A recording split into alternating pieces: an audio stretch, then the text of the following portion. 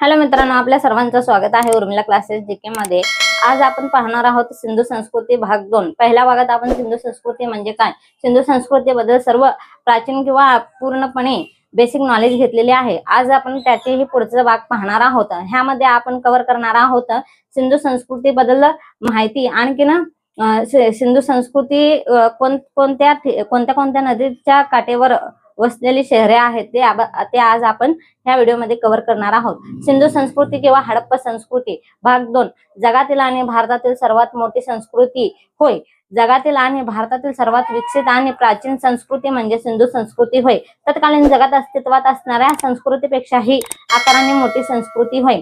तत्कालीन संस्कृतीत अस्तित्वात असणारी संस्कृती म्हणजे इजिप्शियन संस्कृती, सुमेरियन किंवा मेसोपोटेमिया संस्कृती, आणखीन ह्यांग हे चीनी संस्कृती। ह्यापैकी म्हणजे सिंधू संस्कृती ही सर्वात मोठी संस्कृती आणि सर्वात जास्त विकसित आणि सर्वात जास्त नागरीकरण संस्कृती म्हणजे सिंधू संस्कृती होय। जवळपास 13 लाख वर्ग किमी क्षेत्रावर पसरलेली होती।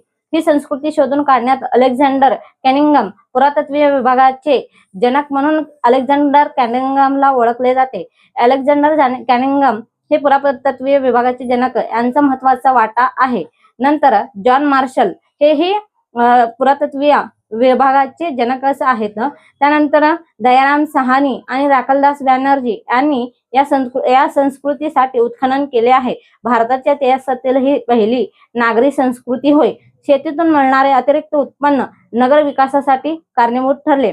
शेतीतून जे काही उत्पन्न मिळत होते म्हणजे शेतीचा विकास झाल्यामुळे शेतीत जे काही अतिरिक्त उत्पन्न मिळत होते, जास्तीचे उत्पन्न, मॉडिफिकेशन ह्या पद्धतीचा वापर करून, मॉडिफिकेशन म्हणजे सुधारणामुळे, शेतीमध्ये सुधारणा केल्यामुळे त्याचे जास्त अतिरिक्त वापर झाल्यामुळे, जास्त अतिरिक्त उत्पन्न झाल्यामुळे त्याचे रूपांतर शेतीचे ग्रामीण भागाचे रूपांतर नगरीकरणामध्ये केलेले होते। त्यासाठीच ही संस्कृती जास्तीत जास्त नगरीकरणामध्ये विकसित झाली होती। ही संस्कृती उत्तर, दक्षिण, पश्चिम, पूर्व अशा प्रकारे पसरलेली आहे। उत्तरेला मांडा, दक्षिणेला दायमाबाद, महाराष्ट्रात दायमाबाद गोदावरी नदीच्या किनारी वसलेली गोदावरी, दायमाबाद, आणि पश्चिमेला सुत्तागेंदर आणि पूर्वेला आलमगीर अशा प्रकारे त्रिकोणी पद्धतीने ही संस्कृती वसलेली आहे। सिंधू संस्कृतीतील शहरे कोणत्या नदीकाठी वसलेली आहेत हे आज आपण पाहणार आहोत। आपण ह्या नकाशाच्या माध्यमातून सिंधू संस्कृतीतील शहरे आणि नदीची खोरे हे दोन्ही आज आपण माहिती घेणार आहोत। कोणती शहरे कोणत्या नदी किनारी वसलेली होती। सिंधू संस्कृती हडप्पा संस्कृती ठिकाणे सिंधू संस्कृती मांडा हे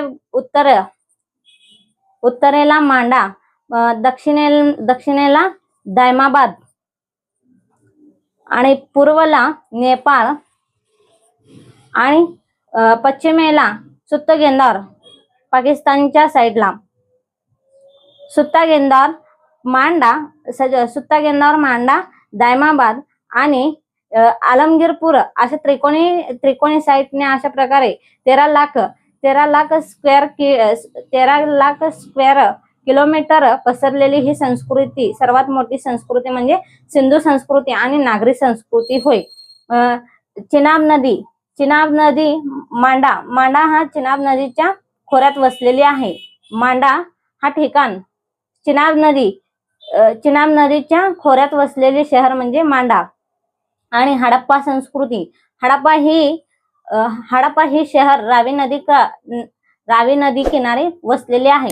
सतलज नदीच्या खोऱ्यात वसलेली शहर म्हणजे रुपड आणि कालीबंगन किंवा राखीगढी ही दोन्ही शहरे घग्गर नदीच्या किनारी वसलेली आहे। बनावली ही शहर सरस्वती नदीच्या किनारी वसलेली आहे।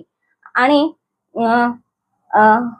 मोहनजोदडो, कोटदीजी, चोहोंदडो, आमरी आणि सुत्तागेंदर ही जी आहेत, मोहनजोदडो, कोटदीजी, चोहोंदडो, आमरी ही सगळी शहरे सिंधू नदीच्या किनारी वसलेली आहेत।